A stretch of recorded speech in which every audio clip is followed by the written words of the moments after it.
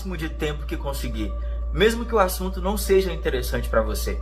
A segunda é que você comente a palavra-chave que eu vou disponibilizar ao decorrer dele.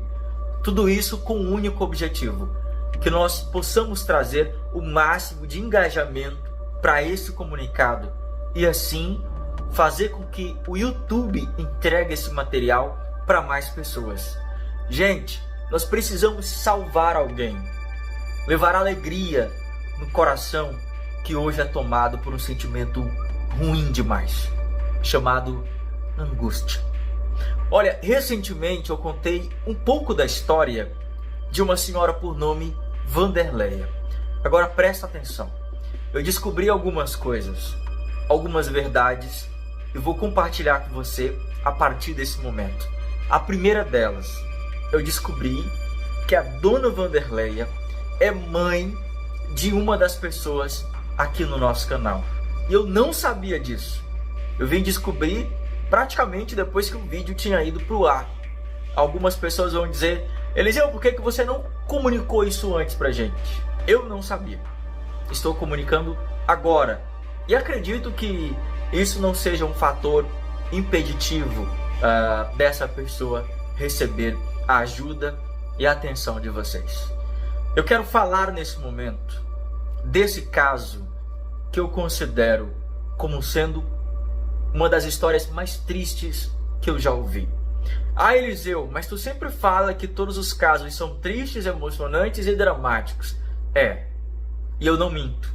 As histórias que a gente conta por aqui são histórias de partir o coração, de pessoas sem esperança, no fundo do poço. A prova disso é que todas as vezes que vocês assistem um conteúdo novo, o início de uma história, é bem provável que tu se emocione, é bem provável que você não resista ao assistir à difícil situação em que nossos irmãos vivem. Eu tenho algumas verdades para te revelar sobre essa mulher. Coisas que eu descobri que estão ligadas inclusive ao meu passado, quando eu comecei a produzir conteúdo, e você vai entender tudo. Eu fico arrepiado só de imaginar como o caminho das pessoas pode se cruzar. Mas antes disso, eu quero discorrer acerca da história dessa senhora.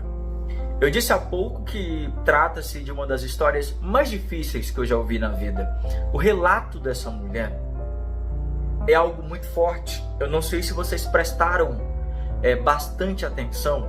Às vezes na correria do dia a dia não ficou claro. Gente, essa mulher está com uma séria perturbação na mente, em decorrência de acontecimentos que a perseguem desde a infância. Infelizmente, nós vamos ter que falar deles agora para que você entenda a gravidade de tudo isso. Presta atenção. Imagina você, ainda criança, vendo o seu pai tentar tirar a vida da sua mãe. O pai da dona Vanderleia alvejou a sua mãe utilizando uma arma de fogo. E logo em seguida, ele tirou a própria vida. A mãe da dona Vanderleia é uma sobrevivente. Algumas pessoas entenderam que a mãe tinha falecido, mas não. A mãe dela sobreviveu e o pai tirou a própria vida. O objetivo dele ali, acredito, na época, seria eliminar a mãe e tirar a própria vida. A mãe sobreviveu aos disparos. Então, com 12 anos, essa menina foi morar com a tia, numa casa bem simples, de compensado, com lona, e não teve muitas oportunidades. O primeiro trabalho da vida dela foi o primeiro trabalho, talvez, de quem está me assistindo nesse momento. Trabalhar em casa de família. É muito comum aqui no Brasil. E naquela época, mesmo sendo criança, de 9, 10, 11 anos, as mulheres iam trabalhar em casas de família. E antes de avançar nessa história, eu quero te contar mais um segredo, mais uma coisa. Estava eu entregando a casa de Dona Francidalva. Foi um evento muito bonito. Nós transmitimos aqui para vocês. Muita gente, pessoal. Muita gente compareceu. E no final do evento, um montão de gente queria falar comigo, tirar foto, dar um abraço, conversar. E eu já estava muito cansado. Ajudei o pessoal a colocar as cadeiras para dentro, né, guardar os materiais. Quando eu estava me preparando para ir embora, essa mesma senhora me abordou. Ela me abordou e ela já veio muito trêmula. Inclusive no vídeo, ela fala com muita dificuldade. Essa dificuldade, né, eu não consigo te dizer a palavra correta acerca disso, mas quando ela fala, ela tem uma dificuldade. Isso se agravou por conta do Covid, certo? Isso ficou mais grave depois do Covid. Quando ela veio falar comigo, ela já veio chorando. Ela já veio bastante trêmula, nervosa. Ela veio a pé, ela cruzou a cidade. Chegou no evento por volta das 3h30 da tarde. Me esperou até próximo das 20 horas. Ela esperou todo mundo sair e me abordou. E, cara, eu não entendi muito bem o que ela queria, porque ela estava chorando bastante. Dei um abraço nela, peguei ali o seu endereço, anotei num papel, botei no bolso, acabei perdendo. E fui para casa. E passou uma semana, passou 2 semanas. Eu acabei, né, no meio de tantos compromissos, não me atentei bem ali. Mas eu dei atenção para ela naquele momento. Fiquei com muita dó, né, dela naquele estado, sozinha, já tarde da noite. Eu acredito, não tenho 100% de certeza, mas eu a ajudei com algum valor naquele dia. Então, na verdade, eu tenho certeza disso. Pelo menos para a questão do transporte, para que ela voltasse, porque é bem distante, era noite, né, e podia ser perigoso para ela. Ela não teve uma resposta minha, porque a gente tem que ter muita cautela. Você trabalha com a expectativa das pessoas. Ela estava buscando ali uma atenção para o seu grande sonho. Um sonho que já se arrasta há muito tempo. Eu fui bem honesto com ela em dizer que a nossa demanda é uma demanda alta, né? Expliquei direitinho e ela super compreendeu. E o tempo passou uma semana, passou 2. Estava gravando agora, recentemente, na obra da Dona Francisca e decidi sair caminhando pela avenida principal. Eu fui abordado por essa senhora novamente. No primeiro momento eu nem a conheci, mas ali nos primeiros segundos de conversa eu me lembrei. Ela falou que tinha me encontrado na entrega da casa da Dona Francidalva. Gente, como eu estava, né, digamos assim, mais tranquilo, já tinha gravado o vídeo, eu falei pra ela: olha, eu vou na sua casa agora. Onde é? Ah, ali na frente, eu moro ali na frente. E a gente saiu andando. Andamos, chegamos numa casa alugada. Ela abriu o portãozinho, começou a me contar um pouco da sua história. E a princípio eu pensei que fosse algo, né, mais superficial, um aluguel atrasado, falta de alimentação, e eu já estava disposto a ajudá-la nesse sentido. E aí ela me falou que estava tentando construir uma casa. A casa, inclusive, que a gente mostrou, que é o sonho da vida dela. Tudo bem, é algo muito comum para muitas pessoas. Tem muita gente que está me assistindo agora que está tentando construir uma casa e está tudo bem. Está lutando, né? Está se esforçando, e eu tenho certeza que vocês vão conseguir. Mas a parte que choca é exatamente o relato que ela nos passa nessa história dentro daquela casa. E eu achando que seria uma história superficial, comum, igual a de muita gente. Cara, quando ela começou a contar a história dela, eu até duvidei, mas depois eu percebi que é tudo verdade. Eu vou te contar de quem essa senhora é mãe daqui a pouquinho. Essa senhora, a dona Wanderleia, ela, infelizmente, o sofrimento tem afetado muito a fisionomia dela. Muitas pessoas nem acreditaram na idade que ela demonstrou. O sofrimento, ele acaba, envelhecendo ali as pessoas, porque o olhar delas fica abatido o tempo todo.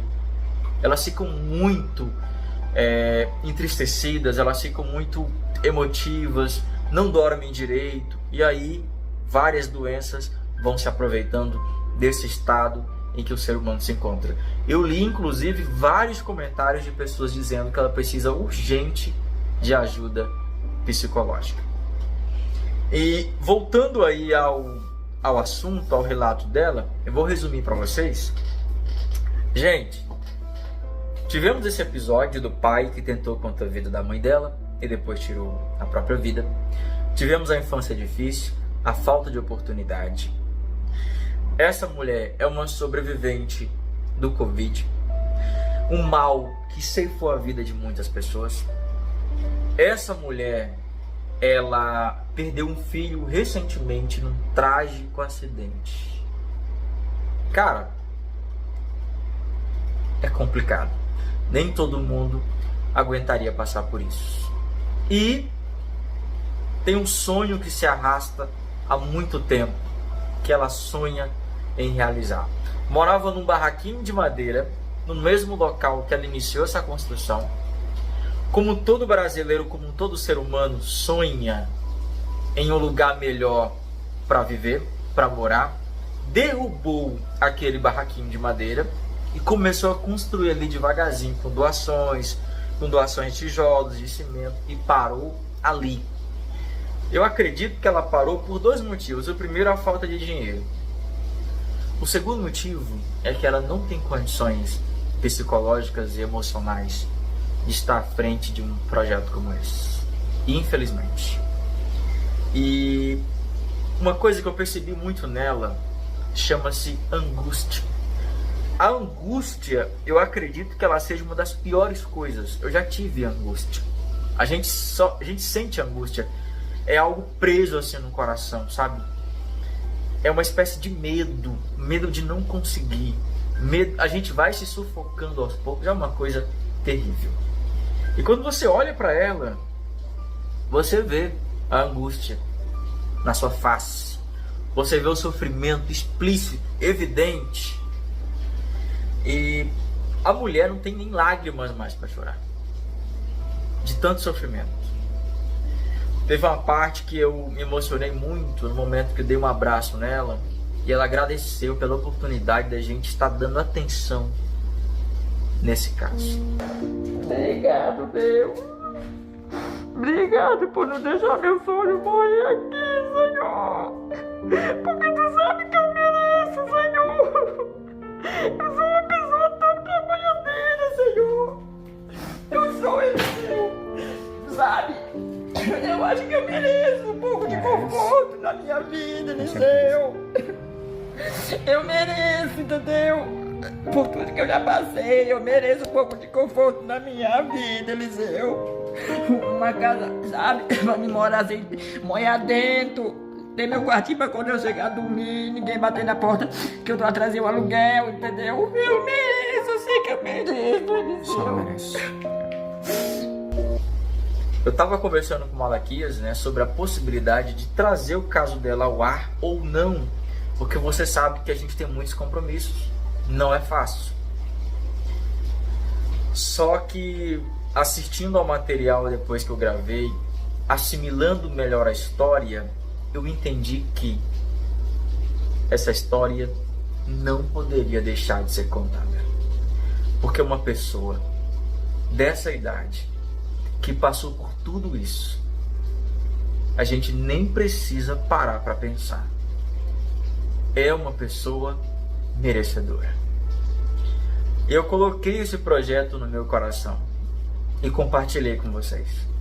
Gente, eu tenho certeza que nós vamos conseguir. Eu tenho certeza disso. Eu lancei a campanha, inclusive você pode fazer sua doação agora. Tá aparecendo aqui embaixo. Eu me comprometo com o valor de R$ 5.000. É o valor que o canal pode oferecer. O canal vai disponibilizar a mão de obra, as ferramentas e vai fazer o acompanhamento dessa reforma, dessa conclusão, do início até esgotar os recursos. Eu quero e a gente precisa colocar um final feliz nessa história. Coloquei essa semente no coração e ela está crescendo graças a vocês. A nossa campanha, ela tem uma meta de R$ 15.000. Eu observei por alto e verifiquei que a gente